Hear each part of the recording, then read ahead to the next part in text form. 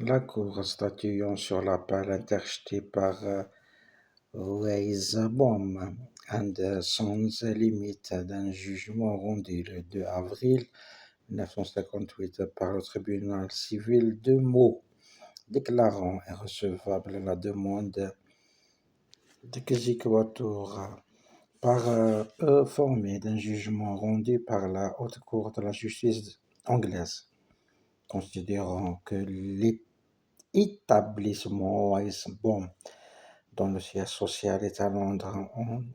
assigné Archambault domicilié à Charles, Seine-et-Marne, devant le tribunal civil de Meaux, pour entendre dire que le jugement rendu par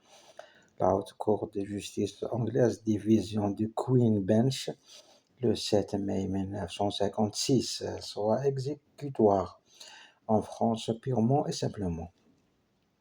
Considérant qu'il n'est pas contesté que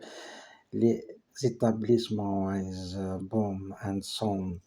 ont acheté à Archambault le 4 octobre 1954 un lot de bois de hêtre, que le marché a été établi sous une formule imprimée de vente CAF, prévoyant dans son alinéa 8 le règlement des différends par un arbitre choisi respectivement d'un commun accord. Au faute de cet accord, par deux arbitres désignés par chaque partie. Aussi, elle ne le fait pas par le président d'un organisme prévu par le contrat, étant précisé que les arbitres désigneront un tiers arbitre et seront choisis sur la liste des arbitres pour le bois dur du Royaume-Uni. L'arbitrage devant avoir lieu en le Royaume-Uni et devant être soumis à l'arbitration Acte 1950. Considérant qu'une différence étant élevée entre les parties au sujet de la livraison des bois, deux arbitres furent désignés, l'un par l'acheteur, l'autre en l'absence d'indication du vendeur, par le président de National Hardwood Importer, qui ont nommé un surarbitre. Ils rendiront le 15 juillet 1955 le sentence condamnant le vendeur à payer à l'acheteur la somme de 327 livres, 300 shillings à titre de dommages et intérêts, ainsi que les frais de l'arbitrage. Considérant que par ordonnance en date du 10 avril 1959, les établissements Weisbaum furent autorisés à faire exécuter cette sentence, et que par jugement de la Haute Cour d'Angleterre du 7 mai 1956, il fut statué qu'il devait recouvrer aux Archambault la somme de 327 livres, 3 shillings.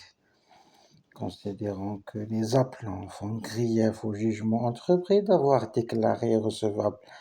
la demande d'exécution de ce jugement formulé en application de la Convention franco-britannique du 18 janvier 1934, leur préservant la faculté de se pourvoir en exécution de la sentence d'arbitrage du 15 juillet 1955, suivie par un président civil et en application de la Convention de Genève du 27 septembre 1927. Considérant qu'au terme de la Convention franco-anglaise du 18 janvier 1934, la Haute Cour de justice est un tribunal supérieur anglais dont les jugements seront reconnus comme ayant l'autorité de la chose jugée par les tribunaux français, au cas où on ne pourrait pas opposer à ces décisions, notamment l'incompétence de cette juridiction d'après les règles du droit international français, pour la preuve que le défendeur n'a pas eu connaissance de l'action intentée contre lui en temps utile pour pouvoir y répondre, que cependant le tribunal d'origine est considéré comme compétent. Si le demandeur perdant devant le tribunal d'origine avait, avant que l'action ne fût entamée, valablement souscrit un engagement tendant à soumettre à